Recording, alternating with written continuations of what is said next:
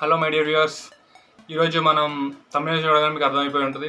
ఇది ఒక ఫుడ్కి సంబంధించిన వీడియో. అండ్ ఇక్కడ అన్లేబుల్డ్ ఫుడ్ అంటే మనం రోజు తీసుకునే ఫుడ్ ఉంటుంది కదా, దానికి సంబంధించింది. సో డైరెక్ట్ టాపిక్ వెళ్ళిపోదాం. ఇప్పుడు మనం తీసుకుంటూ ఉంటాం కదా ఫుడ్ న్యాచురల్గా, క్యారెట్స్ కానీ బీట్రూట్స్ కానీ, బయట ఫుడ్ ఫ్రూట్స్ కూడా. వీటిలో ఏంటంటే అక్కడ ఫుడ్కి లేబులింగ్ చేసి ఉండదు, కానీ మనం రోజు తినే బిస్కెట్స్ కానీ, కుర్కురే, ఇంకా చిప్స్, రిమైనింగ్ వాటి అన్నిట్లలో కూడా కొన్ని ప్రిజర్వేటివ్స్ అనేవి యాడ్ చేస్తారు. అండ్ న్యూట్రిషన్ బెనిఫిట్స్ అనేవి ఆ ప్యాక్ వెనకట్లో మనకు రాసి ఉంటుంది. సో అవి మాత్రమే మనం ఎందుకు తీసుకుంటున్నాం? సో న్యాచురల్ ఫుడ్కి మనం రోజు రోజుకి దూరం అయిపోతున్నాం. దాని గురించి ఈ వీడియోలో నేను ఫుల్గా ఎక్స్ప్లెయిన్ చేస్తాను. సో ఫోకస్ చేయండి, టాపిక్లోకి వెళ్ళిపోదాం. ఇప్పుడు ప్రాసెస్డ్ ఫుడ్ అంటే మీకు అందరికీ తెలిసిందే, ప్యాక్ చేసిన ఫుడ్ని ప్రాసెస్డ్ ఫుడ్ అంటారు. సో ఈ ప్రాసెస్డ్ ఫుడ్లో మన ప్యాక్ వెనక్కి తిప్పి చూస్తే అక్కడ మనకు ఆ ప్రోడక్ట్స్ మీద ఉన్న విటమిన్స్ ఇన్ని ఉన్నాయి, ఇంకా మినరల్స్ ఇన్ని ఉన్నాయి, ప్రోటీన్ కంటెంట్ ఇంత ఉంది, లిపోయిక్ యాసిడ్ ఇంత ఉంది, ఫ్యాటీ యాసిడ్స్ ఇన్ని ఉన్నాయని మొత్తం ఎక్స్ప్లెనేషన్ ఉంటుంది. కానీ మనం న్యాచురల్గా తీసుకునే ఫుడ్ ఉంటాయి కదా, ఫ్రూట్స్ కానీ వెజిటేబుల్స్ కానీ, వీటి మీద ఏమీ రాసి ఉండదు. అందుకే మన థంబ్నెయిల్స్లో అన్లేబుల్డ్ ఫుడ్ అని పెట్టాను. సో ఇక్కడ ఏంటంటే ఇక్కడ మొత్తం ఎక్స్ప్లెయిన్ చేస్తున్నారు ప్రాసెస్డ్ ఫుడ్లో, బట్ అక్కడేమీ ఎక్స్ప్లెనేషన్ చేయట్లేదు. సో దాని మీద వచ్చే బెనిఫిట్స్ మాత్రమే ఆ లేబులింగ్ వెనుక మనం చూస్తున్నాం. బట్ చూడనివి కూడా మనకు చాలా ఉన్నాయి. ప్రిజర్వేటివ్స్ మాత్రం చాలా యాడ్ చేస్తారు. వాటి గురించి ఈ వీడియోలో నేను పూర్తి ఎక్స్ప్లెయిన్ చేస్తాను. సో ఈ వీడియోలో నేను మెయిన్గా 3 పాయింట్స్ కవర్ చేస్తాను. ఒకటి, ఫుడ్ ప్రిజర్వేటివ్స్ ఎలా యాడ్ చేస్తున్నారు వాటి గురించి పూర్తి డిస్క్రిప్షన్ ఉంటుంది. సెకండ్ది, మనం పెట్టే కాస్ట్, ఆ ప్రాసెస్డ్ ఫుడ్కి మనం పెట్టే కాస్ట్ కరెక్టేనా. ఇంకొకటి ఏంటంటే వాటిలో మనం చూస్తూ ఉంటాం కదా, విటమిన్స్ ఉన్నాయి, ప్రోటీన్స్ ఉన్నాయని చెప్తూ ఉంటారు కదా, అవి నిజంగానే ఉన్నాయా, లేకపోతే ఇంకా న్యాచురల్ వాటితో కంపేర్ చేసుకుంటే ఇంకేమైనా ఎక్స్ట్రా మనకి దొరుకుతుందా, అంతేనా, ఇవన్నిటి గురించి నేను మీకు పూర్తి ఎక్స్ప్లెయిన్ చేస్తాను. సో ఈ 3 టాపిక్స్ గురించి ఇప్పుడు మనం డిస్కస్ చేయబోతున్నాం. సో ఈచ్ ఎవ్రీ వన్ కరెక్ట్గా మనం తెలుసుకుందాం. సో ఫోకస్డ్గా అయినండి, మంచి ఇన్ఫర్మేషన్ ఉంటుంది వీడియోలో. First point, preservatives. So preservatives అంటే ఏంటో ఫస్ట్ తెలుసుకుందాం. ప్రిజర్వేటివ్స్ అంటే ఫుడ్ ప్రిజర్వేటివ్స్ మెయిన్గా దేనికి యూజ్ చేస్తారంటే దాచుకొని తినడానికి. ఇప్పుడు మనకు ఒక ఫుడ్ ప్రోడక్ట్ ఉందనుకోండి, ఇంట్లో పెడితే మార్నింగ్ పెడితే ఈవినింగ్ ఖరాబ్ అయిపోతుంది. కానీ ఈ ప్రాసెస్ ఫుడ్ ఏంటంటే 6 months 1 year వరకు కూడా ఉంటాయి. ఎందుకంటే అందులో ప్రిజర్వేటివ్స్ యాడ్ చేస్తారు. ఎందుకంటే ఈ మైక్రో ఆర్గానిజమ్స్ ఉంటాయి కదా, బ్యాక్టీరియా, ఇవన్నీ ఫంగస్, ఇవి కంటామినేట్ చేయకుండా, అంటే ఫుడ్ ఖరాబ్ కాకుండా నీకు ప్రిజర్వేటివ్స్ యూజ్ చేస్తారు. సో ఈ ప్రిజర్వేటివ్స్ మెయిన్గా 2 types ఉంటాయి. క్లాసిఫికేషన్ చూసుకుంటే Type 1 ప్రిజర్వేటివ్స్, Class 2 ప్రిజర్వేటివ్స్ అని 2 ఉంటాయి. సో Class 1 ప్రిజర్వేటివ్స్ ఏంటంటే న్యాచురల్ ప్రిజర్వేటివ్స్, అంటే ఉప్పు, చక్కెర, ఇంకా స్పైసెస్ ఉంటాయి కదా, మసాలా దినుసులు, అవి ఇవన్నమాట. సో న్యాచురల్ దొరుకుతాయి, ఇవి మన ప్లాంట్స్ ప్రొడ్యూస్ చేస్తాయి కాబట్టి న్యాచురల్ దొరుకుతాయి. దీన్ని Class 1 ప్రిజర్వేటివ్స్ అంటారు. సో Class 2 ప్రిజర్వేటివ్స్ వచ్చేసరికి కెమికల్స్, సింథటిక్గా ప్రొడ్యూస్ చేస్తారు, కెమికల్ ఇండస్ట్రియల్ లెవెల్లో ఉంటుంది. సో సోడియం బెంజోయిడ్ కానీ, సార్బెట్, నైట్రైట్స్, ప్రొపియోనేట్స్, ఇంకా DBHA, BHT, ఇట్లాంటి చాలా రకాల కెమికల్స్ అనేవి వాడుతుంటారు. మోర్ దెన్ 3000 కెమికల్స్ అనేవి మన మార్కెట్లో బయట దొరుకుతున్నాయి. ఇవన్నీ మనం వాడుతున్నాం, కన్జ్యూమ్ చేస్తున్న విషయం కూడా మనకు తెలియదు. ఎందుకంటే చెప్పాను కదా, అక్కడ లేబులింగ్ వెనక ప్రిజర్వేటివ్స్ గురించి ఈ ఇన్ఫర్మేషన్ ఉండదు. ఎందుకంటే వాళ్ళు మెయిన్గా బెనిఫిట్స్ మాత్రమే పబ్లిష్ చేసుకుంటారు, ఈ కంపెనీ కానీ. సో ఈ వీడియోలో మనం ఇది తెలుసుకుందాం. ఈ 3000 కెమికల్స్కి ప్రతిదానికి ఈ నెంబర్ అనేది ఉంటుంది. సో ఈ నెంబర్ గురించి పక్కన పెడితే, ఈ ప్రిజర్వేటివ్స్ వాడడం అనేది చాలా హార్మ్ఫుల్. ఈ ప్రిజర్వేటివ్స్ యాడ్ చేస్తున్న విషయం మనకు చాలామందికి తెలియదు. అండ్ కరెక్ట్గా చూసుకుంటే 2 లక్షల టన్నుల ప్రిజర్వేటివ్స్ అనేవి మన వల్ల కన్జ్యూమ్ అవ్వబోతున్నాయి. ఇయర్కి 2 lakhs tons ప్రిజర్వేటివ్స్ అనేవి మనం కన్జ్యూమ్ చేస్తున్నాం.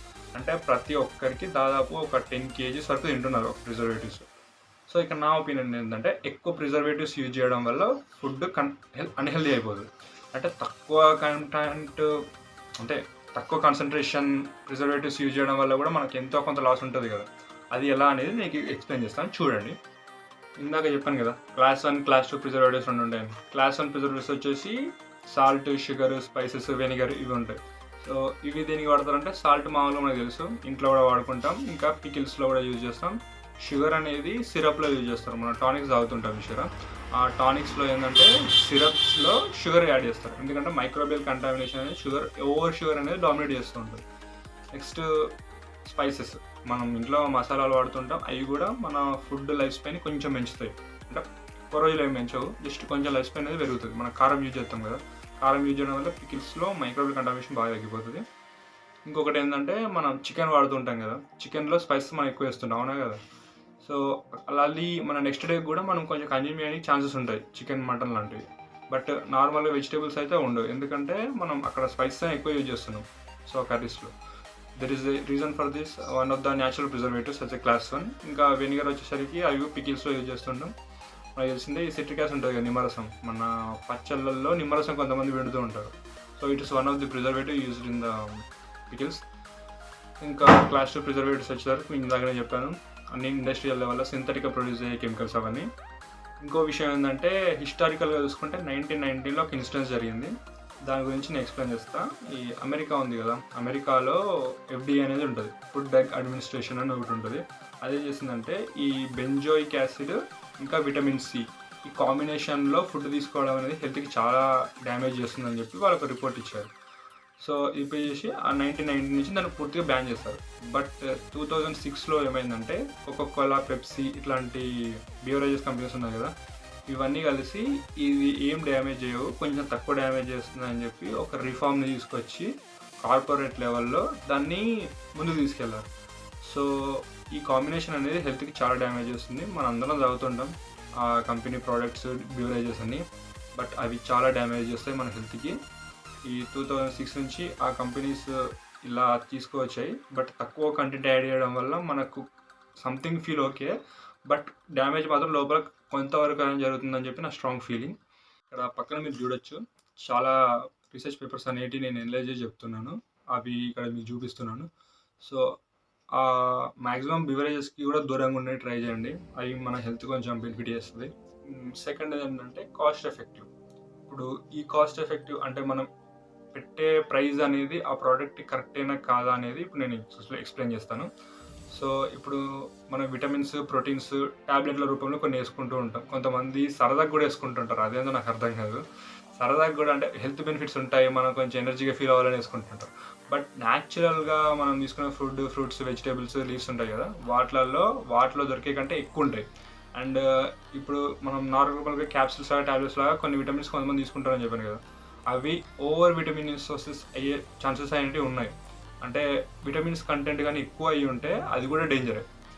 బట్ న్యాచురల్లో అలాంటి ప్రాబ్లమే ఉండదు, ఎందుకంటే అది మన డైజెషన్స్ లోపలికి వెళ్ళిన తర్వాత ఎంత తీసుకోవాలో అంతే అబ్జర్వ్ చేసుకుంటుంది ఇంటెస్టైన్ అనేది. బట్ ఇక్కడ ఎక్కువ కంటెంట్ దొరకడం వల్ల ఎక్కువ అబ్జర్వ్ చేసుకొని there is leading to over vitaminosis అవుతుంది. అలా విటమిన్స్ కంటెంట్ ఎక్కువ అవడం కూడా ప్రమాదమే. ఈ క్యాప్సూల్స్ టాబ్లెట్స్ మెయిన్గా దేనికంటే మనం వీక్ అనిపించినప్పుడు లేదా ఏదైనా డెఫిషియన్సీ వచ్చినప్పుడు మాత్రమే తీసుకోవాలి, అంతకు మించి ఎక్కువగా తీసుకోకూడదు. ఒక ఎగ్జాంపుల్ చూసుకుంటే గ్లూటాథయోన్. ఈ గ్లూటాథయోన్ యొక్క బెనిఫిట్స్ ఏంటంటే మన ఆక్సిడేషన్ స్ట్రెస్ని తగ్గించేసి సెల్స్ లోపల మన స్కిన్ హెల్త్ ఉంటుంది కదా, స్కిన్ హెల్త్ని న్యాచురల్గా చాలా బాగుండేది చూసుకుంటుంది. ఈ గ్లూటాథయోన్ అనేది మంచి యాంటీ ఆక్సిడెంట్ అనమాట. ఈ ఆక్సిడైజేషన్ ప్రివెంట్ చేసి స్కిన్ హెల్త్ బెనిఫిట్ అయ్యి అది ఏజింగ్ కూడా ఎక్కువ కాకుండా చూస్తుంది. అంటే ఒక 40 ఇయర్స్ని కూడా, ఒక 40 ఇయర్స్ ఒక అమ్మాయిని కూడా 20 ఇయర్స్ లాగా అనిపించేలాగా హెల్త్ బెనిఫిట్స్ ఉంటాయి అన్నమాట. సో నా ఒపీనియన్ ఏంటంటే ఇక్కడ మన ఫార్మాస్యూటికల్ చూసుకుంటే దీని కాస్ట్ చాలా ఎక్కువ ఉంటుంది. సో అంత పే చేయడం ఎందుకు, కాస్ట్ ఎఫెక్టివ్ అంత ఎందుకు, దాని యొక్క న్యాచురల్ రిసోర్సెస్ అనేవి మనకు తెలియదు. సో ఈ ChatGPT, గూగుల్ ఇట్లాంటి సర్చ్ ఇంజిన్స్ యూజ్ చేసి మనం వాడి యొక్క న్యాచురల్ రిసోర్సెస్ తెలుసుకొని డైరెక్ట్ అవే కన్జ్యూమ్ చేస్తే సరిపోతుంది కదా, రైట్. సో ఇక్కడ న్యాచురల్ రిసోర్సెస్ ఏముంటాయి, గ్లూటాథయోన్, స్పినాచ్ కానీ, ఇంకా ఆరెంజెస్, విటమిన్స్ C లాంటి సమ్ యాంటీ ఆక్సిడెంట్స్ అనేవి మనం యూజ్ చేసుకోవచ్చు. ఇవి స్పినాచ్, గార్లిక్, టమాటో ఇంకా ఇలాంటివి న్యాచురల్ రిసోర్సెస్ తీసుకోవడం వల్ల గ్లూటాథయోన్ కాన్సన్ట్రేషన్ అనేది మన బాడీలో ఆటోమేటిక్గా ఎక్కువ అవుతుంది. సో మన స్కిన్ కూడా చాలా హెల్తీగా ఉంటుంది. సో న్యాచురల్ రిసోర్సెస్ తీసుకోవడం వల్ల చాలా బెనిఫిట్స్ ఉన్నాయి. ఇంకా వాటితో పాటు మనం ఎక్స్ట్రా విటమిన్స్, మినరల్స్ కూడా పొందుతాం.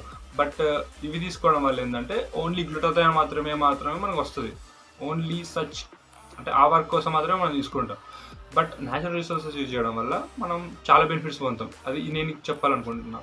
అండ్ ప్రతి ఒక్క న్యాచురల్ రిసోర్సెస్ ఉన్నాయి కదా, ఫుడ్, వెజిటేబుల్స్, వాటి గురించి మీరు ఇంకా డీటెయిల్గా తెలుసుకోవచ్చు.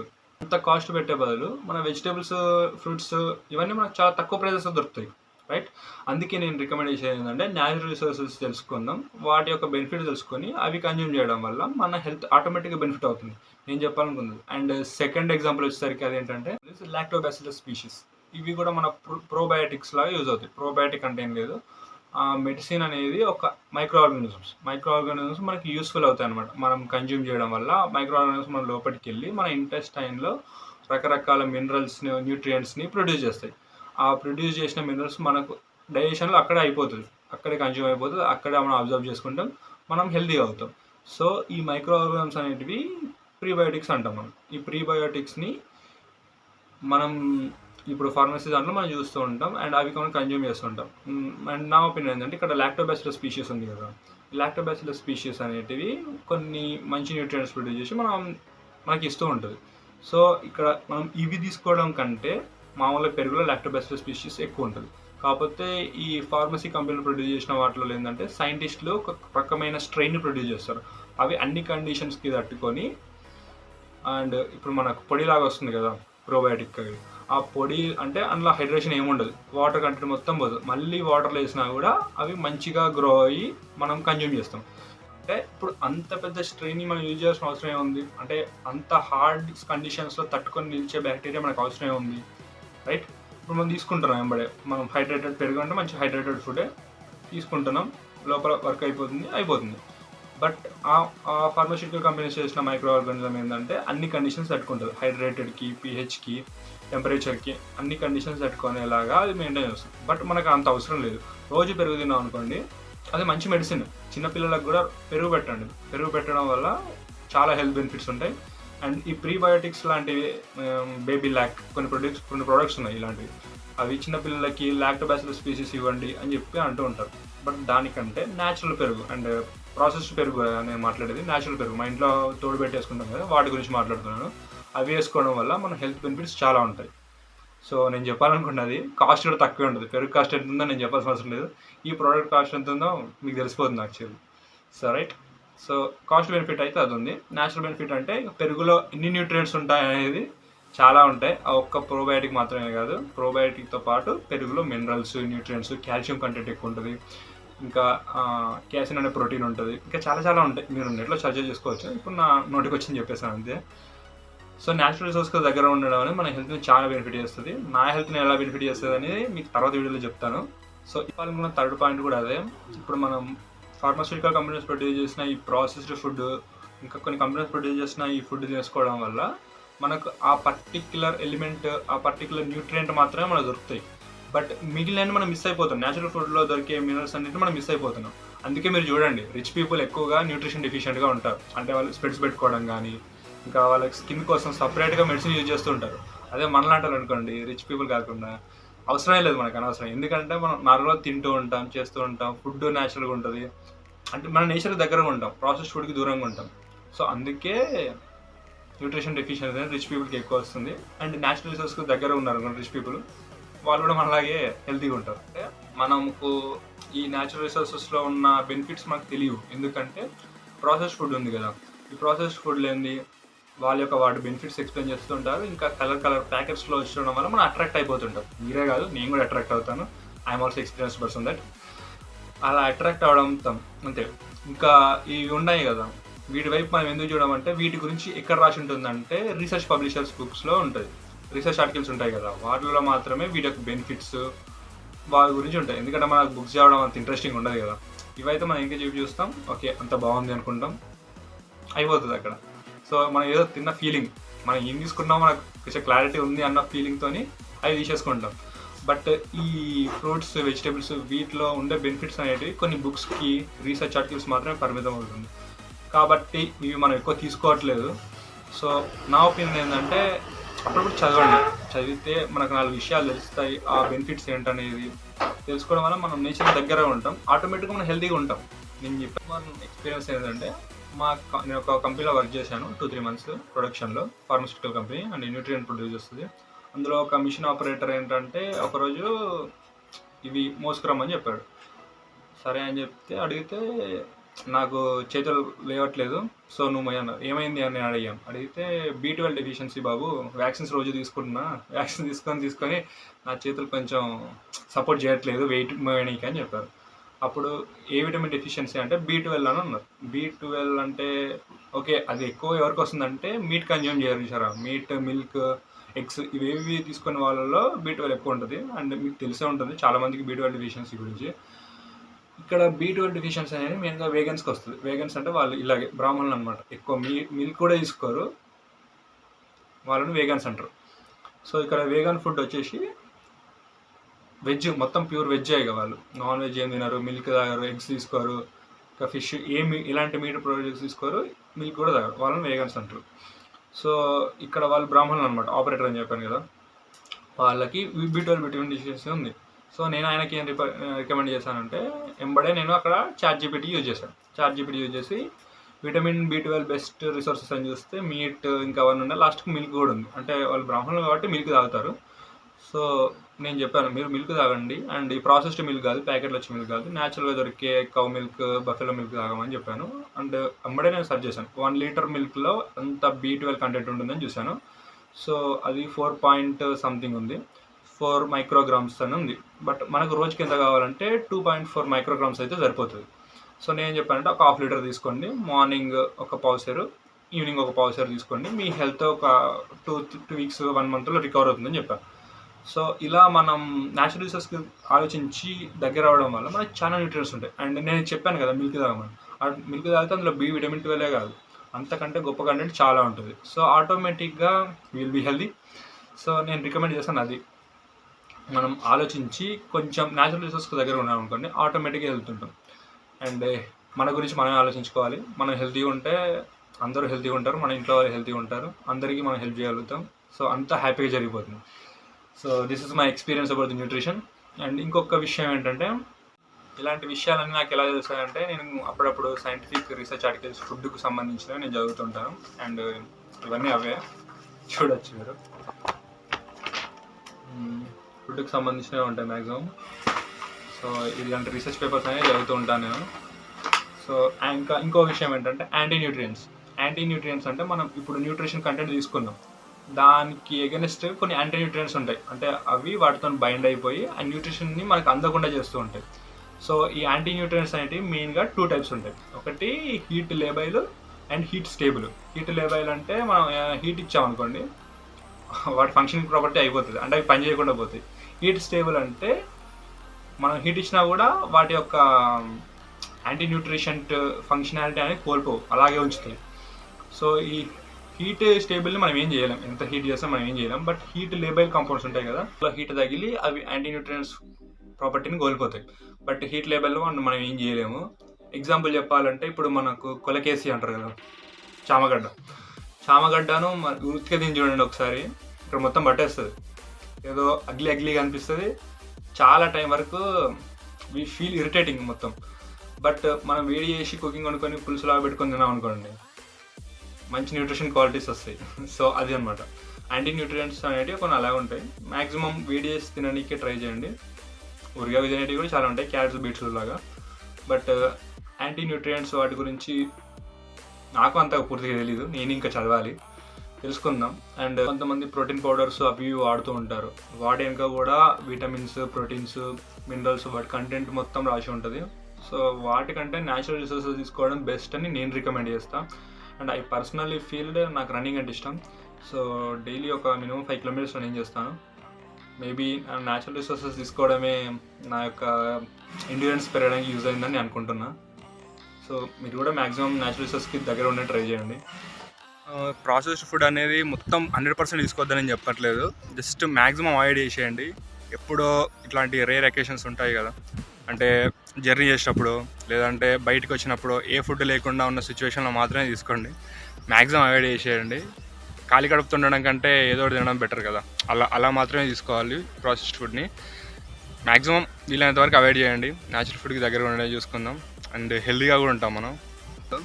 నేను ఈ ఫార్మా ఇండస్ట్రీకి స్కీమ్ ఎగ్నెస్ట్ కాదు, అండ్ ఈ ప్రోడక్ట్ అనేది ఓవర్ ప్రాసెస్డ్ అయ్యే వస్తుంది.